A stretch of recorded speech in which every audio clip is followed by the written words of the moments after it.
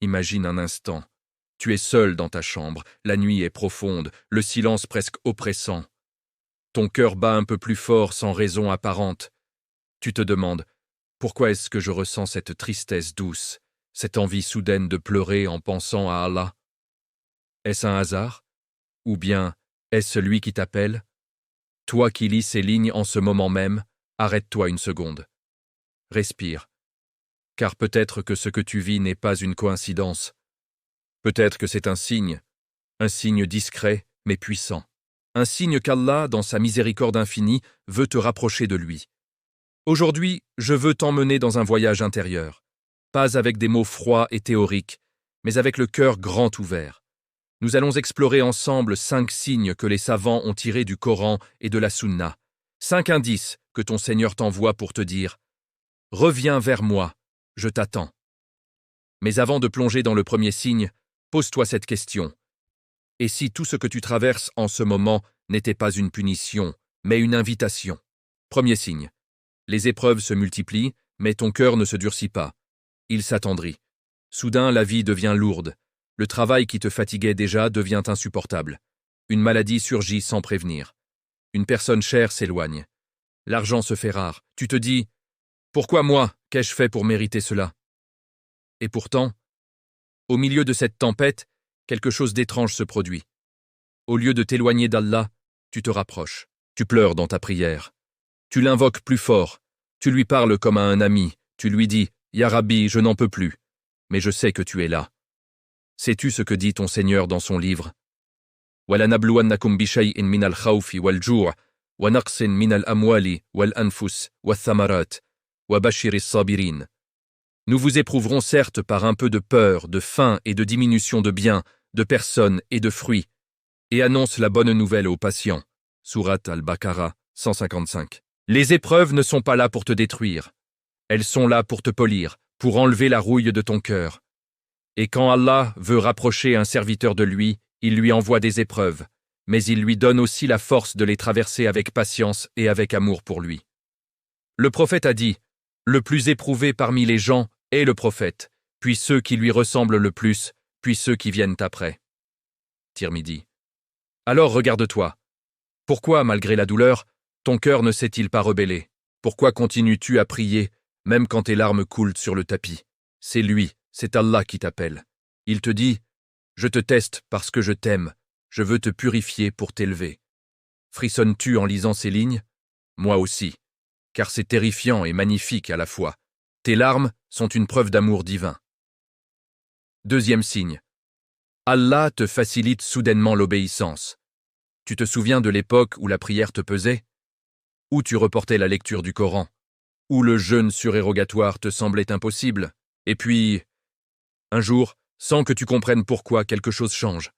Tu te lèves pour Fajr sans lutte. Le Coran devient doux sur ta langue. Tu donnes la sadaqa avec un sourire.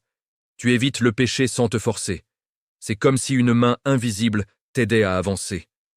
Allah dit dans son hadith Qudsi, rapporté par Bukhari, « Mon serviteur ne cesse de se rapprocher de moi par des actes surérogatoires jusqu'à ce que je l'aime.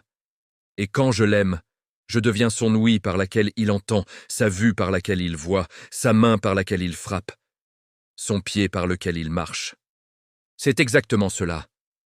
Quand Allah veut te rapprocher, il te facilite le bien. Il rend l'obéissance légère. Il fait couler la guidance dans ton cœur comme de l'eau fraîche. As-tu remarqué que ces derniers temps, quand tu entends l'adhan, ton cœur tremble d'émotion? Quand tu ouvres le Coran, les versets semblent te parler directement. Quand tu jeûnes un lundi ou un jeudi, tu ressens une paix que tu n'as jamais connue. C'est un signe. Un cri silencieux d'Allah. Je t'ouvre ma porte. Entre. Et si je te disais que cette facilité n'est pas un hasard, mais une réponse à tes supplications oubliées? Peut-être que, il y a des mois ou des années, tu as murmuré dans le secret de la nuit, « Ya Allah, rends-moi meilleur. » Et aujourd'hui, il exauce cette dua de la manière la plus subtile. Il ne t'envoie pas un miracle spectaculaire, non. Il te donne des ailes invisibles pour voler vers lui. Chaque pas que tu fais vers la mosquée, chaque page du Coran que tu tournes sans effort, chaque fois que ton doigt clique sur « Arrêter », face à une tentation, c'est lui qui te porte.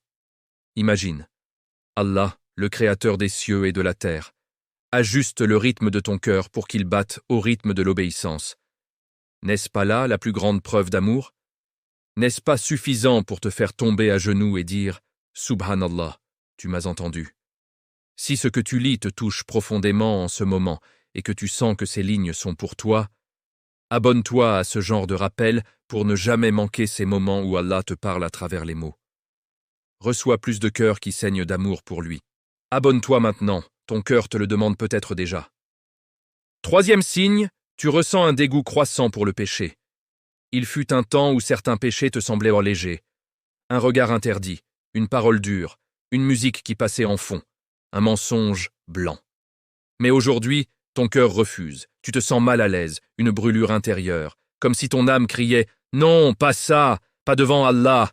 Tu te demandes « Pourquoi est-ce que je ne supporte plus ce que je tolérais avant ?» La réponse est dans la sunna. Le prophète a dit « La taqwa, piété, est ici » et il pointa son cœur 3 fois. Muslim. Quand Allah veut te rapprocher, il purifie ton cœur. Il y plante la haine du péché. Il te donne ce que les savants appellent al-karaha lil ma'siyah, le dégoût pour la désobéissance. C'est douloureux au début, car ton nafs hurle, mais c'est une douleur bénie. C'est Allah qui te sauve de toi-même. Imagine, tu passes devant une tentation, et au lieu de céder, tu fermes les yeux et tu dis « Nastagfirullah, ya Allah, protège-moi ». Et tu ressens une douceur après cela, une paix immense, c'est lui. C'est ton Seigneur qui te tire vers le haut. 4e signe. Tu penses à la mort plus souvent, et cela t'effraie, mais t'attire aussi. La mort. Ce mot qui faisait peur, qui faisait fuir, aujourd'hui il revient sans cesse dans ton esprit. Tu penses à la tombe, au jour du jugement, à tes actes, à ce que tu emporteras. Et au lieu de te paralyser, cela te pousse à agir. Tu te dis, et si c'était aujourd'hui? Allah dit, « Kullu nafsin dha'iqatul maut, wa innama tuwaffawna ujurakum yawma al-qiyamah, faman zuhziha 'anil nari wa udkhila al-jannata faqad faza, wa ma al-hayatu ad-dunya illa mata'ul ghurur. » Toute âme goûtera la mort, et c'est seulement au jour de la résurrection que vous recevrez pleinement vos rétributions. Celui donc qui aura été écarté du feu et introduit au paradis aura certes réussi, et la vie présente n'est que jouissance trompeuse. Sourate Al-Imran 185. Quand Allah veut rapprocher un serviteur, il lui rappelle la mort. Pas pour le terroriser, mais pour le réveiller, pour lui dire « Cette dunya n'est qu'un passage, hâte-toi vers moi ». Tu pleures en pensant à tes parents dans la tombe, tu imagines ton propre enterrement, tu te demandes qui priera pour toi. C'est un cadeau, un signe d'amour. Car celui qui oublie la mort s'éloigne d'Allah, mais celui qui s'en souvient se rapproche. 5e signe. Tu ressens un amour inexplicable pour les pieux, pour la sunna, pour le prophète. Tu écoutes un rappel et tes larmes coulent sans que tu saches pourquoi. Tu lis la sira et ton cœur s'emballe. Tu entends le nom de Muhammad et une chaleur envahit ta poitrine. Tu te sens attiré par les gens qui prient, qui invoquent, qui jeûnent. Tu veux être avec eux, parler d'Allah avec eux. Allah dit « Qul in kuntum tuhibbuna Allah fattabi'uni, yuhbibkumullahu wa yaghfir lakum dhunubakum, wallahu ghafurun rahim. » Dis « Si vous aimez vraiment Allah, suivez-moi. Allah vous aimera alors et vous pardonnera vos péchés. Allah est pardonneur et miséricordieux. » Sourate Al-Imran 31. Quand Allah t'aime, il te fait aimer ceux qu'il aime. Il te fait aimer la sunna. Il te fait aimer le messager plus que tout. Et cet amour n'est pas intellectuel, il est viscéral. Il te fait mal quand tu entends du mal du prophète. Il te fait sourire quand tu entends sa miséricorde. Si tu vis cela, alors écoute bien, Allah t'appelle, il veut te faire entrer dans son cercle d'amour. Maintenant, respire profondément. Ces 5 signes ne sont pas anodins. Ils sont des murmures divins, des invitations personnelles. Peut-être que tu vis 1, 2, 3, ou même les 5 en ce moment. Alors que vas-tu faire? Vas-tu ignorer cet appel? Ou vas-tu te lever, faire tes ablutions, prier 2 raka'at et lui dire « Ya Rabbi, je t'entends, je reviens vers toi. » La porte est ouverte. La miséricorde coule. Le temps est court. Ne laisse pas ce moment passer. Et si ces signes étaient en train de s'aligner comme des étoiles dans ton ciel intérieur? Et si, en ce moment précis, Allah te préparait à un tournant que tu n'imagines même pas? Une nuit où tu te lèveras pour tahajjud sans alarme, une dua exaucée qui te fera pleurer de reconnaissance, une force nouvelle pour laisser derrière toi ce qui te retenait. Le suspense est là. Que vas-tu répondre à cet appel? Vas-tu attendre le prochain signe? Ou vas-tu agir maintenant, avant que la douceur de ce moment ne s'efface? Le choix est entre tes mains, mais le temps file comme le sable entre les doigts.